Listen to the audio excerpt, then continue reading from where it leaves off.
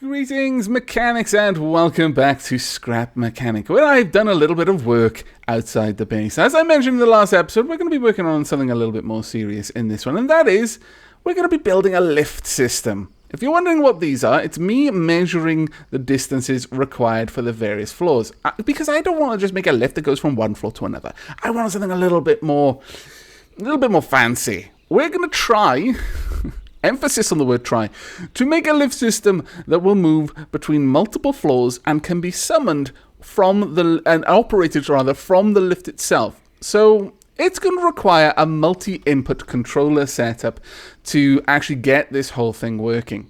Now, the lift is going to be this platform, and it should line up perfectly with these platforms as it rises. You'll notice that I've measured out the distances with these limbs. So extending 2 limbs will get us to one floor, and then extending the other 2 will get us to the last floor. I don't think we're going to need it much taller than that. I doubt we're going to build anything nearly that large. Now, I'm going to quickly add in a little bit of a ramp there, because I want to be able to easily board and disembark from our lift system. There we go. We'll probably add some sort of structure around this as well, because these are going to be walkways, and they're going to have a bit of a gantry kind of going around. Now, this area back here is where we're going to be controlling everything from. So, with that in mind, let's actually pave this slightly differently, just so it makes it a little bit easier for me to see what we're doing. We want to draw that out as well. In fact, let's get rid of that and draw it out with that instead. There we go. That looks a little bit better. The way I'm thinking of doing this is having just a simple system kind of anchored to the lift through this hole in the wall that slides up and down. For this, we are going to need exactly 4 of these. Probably, yeah, arranged like this. So 1, 2, 3, 4. We're going to want a wall here with a bearing on it. So we'll draw this out. Now, it pays to measure for obvious reasons. There's no secret behind that. If you just throw yourself into a construction like this, you're probably going to get the distances wrong, or you're going to have to do a lot of work after the fact, making everything fit with what you had aimed to create. We are actually going to need... This system is designed to work a little bit more with curves. So let's pop those down. Now, I'm probably going to speed build through a little bit of this, just to get the control system in place, and then I will bring you back when everything is ready.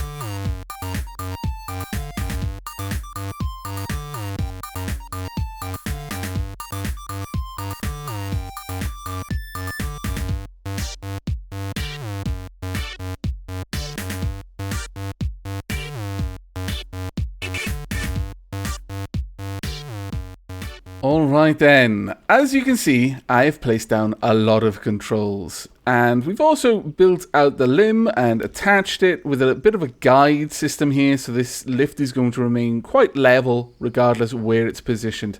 Now, the system that we're going to be developing is obviously going to require multiple inputs, triggering one control. As I've mentioned previously, that's not technically possible. One controller can only have a single input signal sent to it, but there is no reason why that one input signal cannot itself be triggered by multiple inputs. And that is the system that we've designed here. 4 different controllers for each of the buttons, 1 for each floor and 1 for the lift itself, and 1 controller that actually affects the lift. Now, to get this to work, we need a sensor. We also need 4 bearings mounted on the same structure that the sensor is mounted on.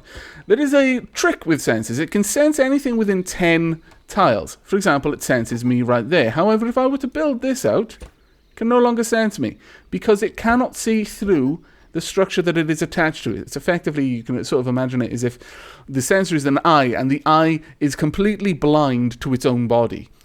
there is a caveat to that, though, and that's what we're going to be using here. The sensor can still see things which are attached to a bearing on its body. So it can see things that are attached to it through a bearing. It just can't see the main structure itself. So we've got these 4 inputs here. Each one of these can trigger the sensor, and the sensor is responsible for triggering this control system. Now we want to pull all of these down like so, and then just do a little bit of setup, because basically we want each of these to start. Does 30 degrees? I'm not actually sure if 30 degrees is enough. If it's not, then we need to turn each sensor up to 45 degrees, so that it's each bearing, so that it will stop triggering the sensor. Does the sensor turn off? I can't actually see that. I think it has turned off. Let's drop this by 15 degrees and see if it makes a sound. And bring it back. Okay, I think that works. So, all we want from these is to simply turn by an extra 15 degrees. That is it. We want it just to turn enough. Oh, sorry. We wanted to turn clockwise by 15 degrees, that is. But we just wanted to turn enough that it triggers the sensor. Nothing more, nothing less. And then it can go back to its normal state once the input signal is stopped. Once the button is released, it can stop triggering it. Now, we can easily check that this actually works. It's a very, very simple little way of doing that. Let's pop that there. We'll hook this up like so. Excuse me, a bit of a frog in my throat. And we'll give this a 90-degree cyclic system. So it'll just rotate that constantly. So there we are. That only rotated it because I told it to do it at the start for some reason, like a derp. Alright, let me pop down a switch. In fact, several of them. Now, this system isn't really designed for the use with switches. A switch will permanently block a signal, but it'll work enough. There we go. So now it's turning. If I turn that one on, if I turn this one off, still turning because the signal's still blocked. Still blocked. There you go. So that's how this system is going to work. Much along those lines. Get rid of you. And there we are. The control program is changed. So we've got our button system all set up. Now all we need is for the limbs themselves to rise. So for this, I'm going to need to extend out our guard rail. Let's rotate that properly. And across by 2. Another 1. And then bring this across a little bit. And then down. There we go. Perfect. Okay, so we've got everything set up. I've explained roughly how we're going to achieve the system of multiple different buttons activating the same lift. So it's time to actually hook up the controls for said lift. Now, as you can see, I've hooked up all of the bearings. I've decided to use the last bearing, though you can probably do this without. And I'll probably actually test it both ways just to confirm for myself, really, that is the case. But it's a very simple control system. Now, we are going to be using this in a cyclic mode. And there's a really important reason for that I will cover in a bit. But because of that, we want to leave a gap. We want to leave a noticeable break in the program, just a kind of a delay. But once that's done, then we want this to extend the first arm, much as you would normally have, so 90, 180, 90. And to just confirm that this is in fact working, let's go ahead and hook this up to a switch, just so that we can test it. It's probably easier this way than setting up the entire system, and thankfully, because of this, we can just hook up the switch up to one of these. So let's see if this works. There we go. A little bit on the fast side, honestly, might throw you into space. So we'll slow that down right away. But we can see that this actually works. Yeah, there we go. Nice leisurely ascent. I approve. And let's bring that back down. There we are. Everything is nice and balanced. So the next stage then, again, a noticeable gap. And we do exactly the same. Now, you might worry about this a little bit, but it's perfectly fine. The system is designed for the third bearing to turn a full 180 whilst being level. So there we go.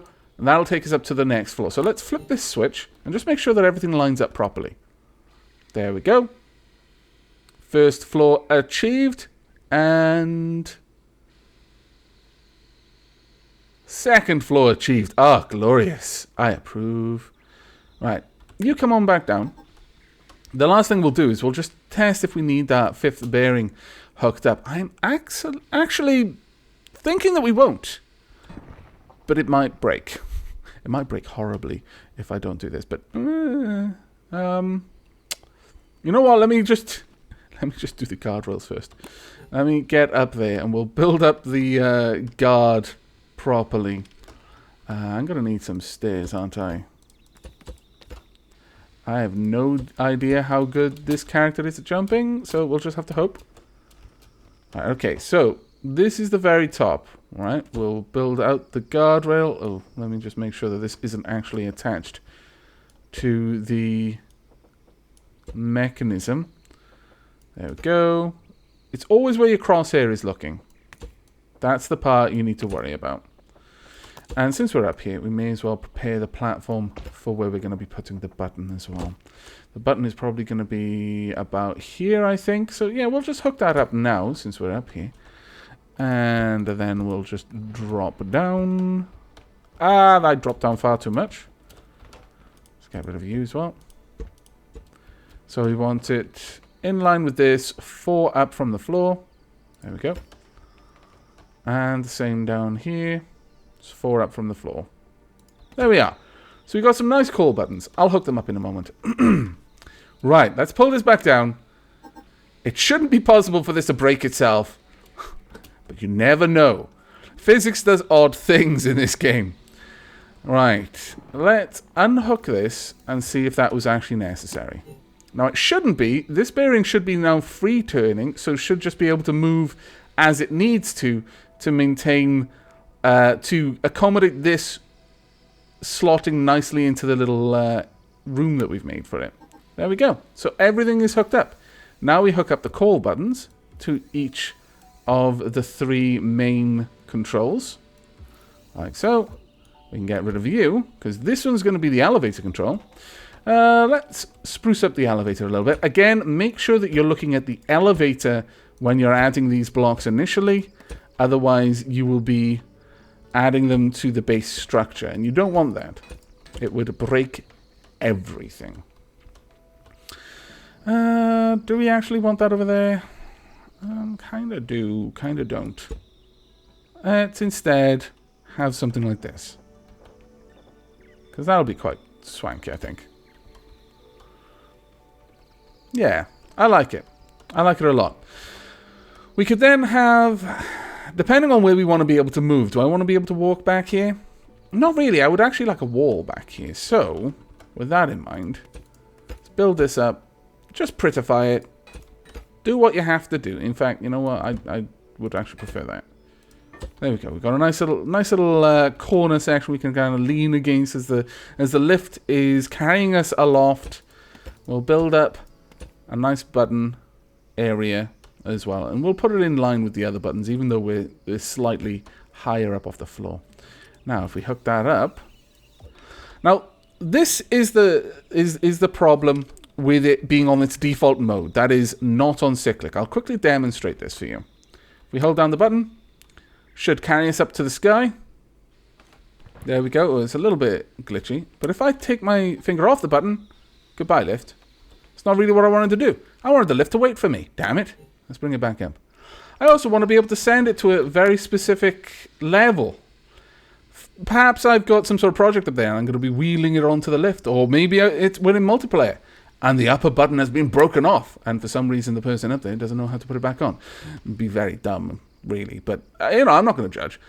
Actually, I am, but I won't make it. I won't hold it against them. I'm not going to keep them a prisoner up on the upper gantry just because they've forgotten how to build. Now, they'll be a prisoner up there for other reasons. Now, the way we solve this is by making it cyclic. Now, the thing with a cyclic system, and this is a bit of a pain, is instead of moving 1, 2, 3, 4, 5. And then once you stop sending the input signal, it goes 1, 2, 3, 4, 5, moves backwards through its program. It always tries to move back to the start state. With a cyclic system, it moves to the end state, then immediately appears again at the beginning and tries to do it again. Now, as you can imagine, if this limb has rotated 90 degrees, so it's flush with the wall, and then it tries to rotate 90 degrees again while it's flush with the wall, it's not going to be able to do anything. Basically, the lift will never come back down from the top. Or, in worst case scenario, it'll glitch physics, something will end up through the wall, I'll have to take apart half of the base in order to fix it. We don't want that. So, what we'll do is we reverse the program. We have to, ourselves, bring it back to its start state. So all that is, as I said, just reversing the program, including the breaks in between. Now, the thing with this, and the reason why I put a break at the very start, is that any empty control, any empty programming at the end of the control doesn't get looked at. It basically thinks, oh, well, it's just that they didn't need this many control states. So we'll just skip all of the empty ones and go right back to the beginning again. So what you want to do is you want to put the gap at the beginning, because then it force it to take note of that pause and then move through it. Now this gives us something really nice. The button will remember where it is. Hopefully, this is where I get shown up. Let's take ourselves up to the first floor. There we go. And stop. Then move off. Now the way that the program works is that if you're halfway through a movement, in fact, this is probably going to be a little bit easier to see from down here, and this also gives me an excuse to use the call button. But if it's halfway through a program, for example, say it's moved 30 degrees out of the 90 degrees, then what would happen then is, because it's closer to the beginning of this step, it would go backwards until it reached the beginning of this step, but it wouldn't go backwards all the way through the program. It would just go to the start or the end of the step that it's currently on, depending on whether it's closer to the beginning or closer to the end of that step's motion. So, for example, if we'd already rotated 70 degrees, it would carry on through and it would reach this gap step. Now, the reason I've added the gap steps is so that I can react. It's plain and simple. We don't need nearly as much time to react as it's giving us, but it gives us much more of a clear cue. That way, I'm stopping in the middle of a gap step. It doesn't matter to which end it goes. It's going to bring it somewhere we want. Now, we're going to have to wait a long time because it's basically got to go to the top and then it comes all the way back down. It doesn't go to the only floor that's calling it, basically, which is a bit of a pain. There we go. And let's go back up. There we go. We'll see if we can go all the way to the top floor. And again, please. Now, you do have to hold it down there. There we are. Now, you can't use switches with this system. That is the one unfortunate part about this, because a switch gives a toggle signal.